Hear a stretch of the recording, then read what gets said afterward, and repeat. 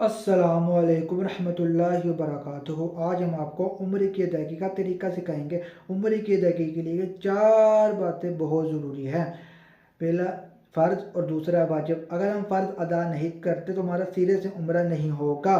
और अगर हम वाजिब अदा नहीं करते तो दम लगा के हम वाजिब अदा कर सकते हैं। उम्र की अदायगी के लिए चार बातें बहुत ज़रूरी है। पहला फ़र्ज़ मिकात से पहले एहराम बांधना, नफल अदा करना, उम्रे की अदायगी करना, 3 बारी बुलंद आवाज़ से तलबिया पढ़ना, लब्बैक अल्लाहुम्मा लब्बैक लब्बैक ला शरीक लक लब्बैक इन्नल हम्द वन निअमत लक वल मुल्क ला शरीक लक।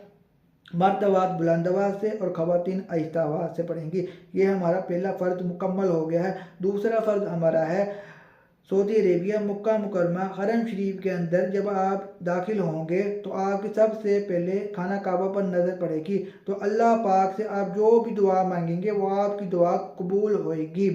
इसके बाद आपने खाना काबा के 7 चक्कर लगाने हैं। 7 चक्कर लगाने को एक तवाफ़ कहते हैं। ये हमारा दूसरा फ़र्ज़ मुकम्मल हो गया है। पहला फ़र्ज़ मिकात से पहले एहराम बांधना, नफल अदा करना, 3 बारी बुलंद आवाज़ से तलबिया पढ़ना। दूसरा फ़र्ज़ खाना काबा के 7 चक्कर लगाना। इसके बाद हमारा वाजिब शुरू हो जाता है। खाना काबा के मुख्तलिफ 2 पहाड़ियाँ सफ़ा और मरवा जिसका जिक्र कुरान मजीद फुरकान हमीद में भी आया है। इसके इर्द गिर्द हाजी साहबान 7 चक्कर लगाएंगे तो हमारा पहला वाजिब मुकम्मल हो जाएगा।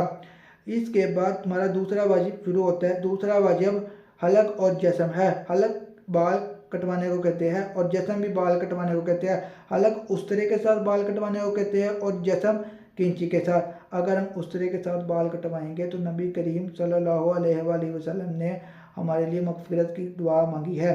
और अगर हम कैंची के साथ बाल कटवाएंगे तब भी हमारा उम्रा हो जाएगा।